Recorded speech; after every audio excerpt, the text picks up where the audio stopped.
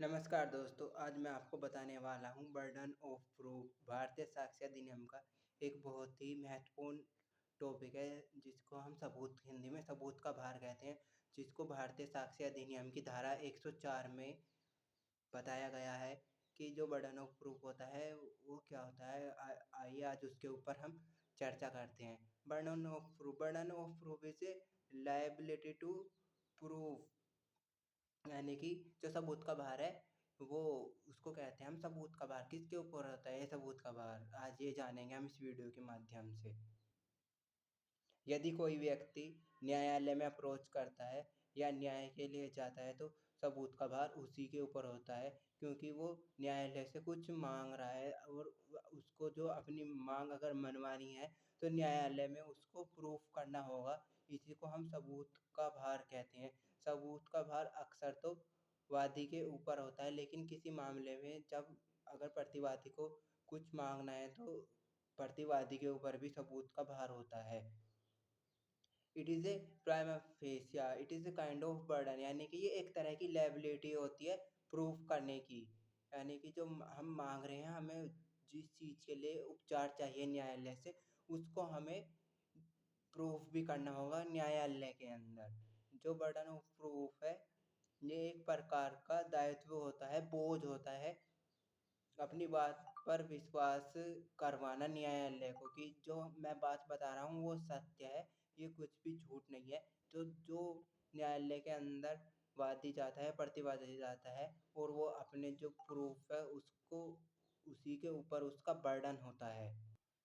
इसके अर्थ को कानूनी रूप में समझने का प्रयास करते हैं, यानी कि जो सिविल केस होते हैं उनके अंदर जो होता है, जो बर्डन ऑफ प्रूफ होता है वो वादी या प्रतिवादी दोनों के ऊपर होता है। लेकिन जो क्रिमिनल केसेस होते हैं वो ज़्यादातर देखा जाता है कि जो बर्डन ऑफ प्रूफ है वो पुलिस के ऊपर अधिक होता है, क्योंकि जो मान के चलो एक एग्जाम्पल है, किसी चोर ने चोरी की और पुलिस ने उसको पकड़ा कि चोरी के मामले में उसको गिरफ्तार कर लिया है पुलिस ने।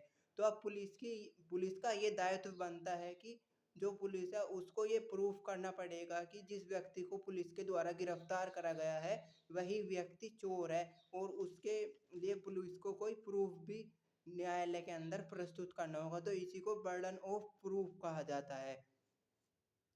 ये क्रिमिनल केस में मानहानि का मान एक एग्जांपल लेते हैं मानहानि का। ए व्यक्ति था, उसको उसके साथ बी ने मानहानि कर दी। तो अब ये उसको साबित करना होगा कि ए व्यक्ति के साथ मानहानि हुई है वो कौन सी जगह पे हुई है और कौन सी तारीख को हुई है और कौन कौन लोग वहाँ पर मौजूद थे जिससे न्यायालय उनकी गवाही ले सके, और जो बर्डन ऑफ प्रूफ है वो बी के ऊपर रहेगा। ये इसको भारतीय साक्ष्य अधिनियम की धारा 104 से लेकर 114 तक रखा गया है। सबूत का भार के नियम बताए गए हैं इसमें। प्रूफ, न्यायालय में जो बात बताई जाए उसको साबित करने का जो तरीका होता है उसी को प्रूफ कहते हैं, यानी कि जो उससे संबंधित जो भी तथ्य होते हैं, जो केस से रिलेटेड फैक्ट्स होते हैं और जो उनको जो न्यायालय में हम प्रस्तुत करते हैं हम उन्हीं को सबूत बोलते हैं, जिससे कि न्यायालय को फैसला करने में मदद मिलती है बहुत सारी। ये सबूत का भार किसके ऊपर होता है इसके ऊपर चर्चा करते हैं। जो सबूत का भार होता है वो सदैव उस व्यक्ति पर होता है जो न्यायालय से कुछ अप्रोच कर रहा है, कुछ मांग कर रहा है, हमेशा ये प्रूफ उसी के ऊपर होगा कि जो व्यक्ति न्यायालय से कुछ मांग कर रहा है, जो न्यायालय है उस व्यक्ति की जो बात है उस पर विश्वास करे और उसके पक्ष में फैसला करे। फॉर एग्जाम्पल, एक व्यक्ति कह रहा है कि दिन है, अगर वो कह रहा है कि दिन है तो उसको ये प्रूफ करना होगा कि दिन क्यों है। अगर सूर्य निकल रहा है तो दिन है, अगर सूर्य नहीं निकल रहा है चारों तरफ अंधेरा है तो रात मानी जाएगी। जब तक वो प्रूफ नहीं कर देता कि ये दिन है तो वो दिन नहीं माना जा सकता। ओनस प्रोबंडाई एक लैटिन भाषा का शब्द है।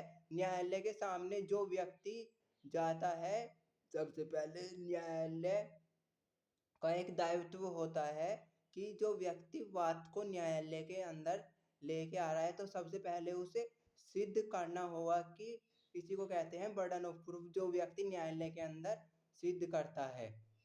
धन्यवाद।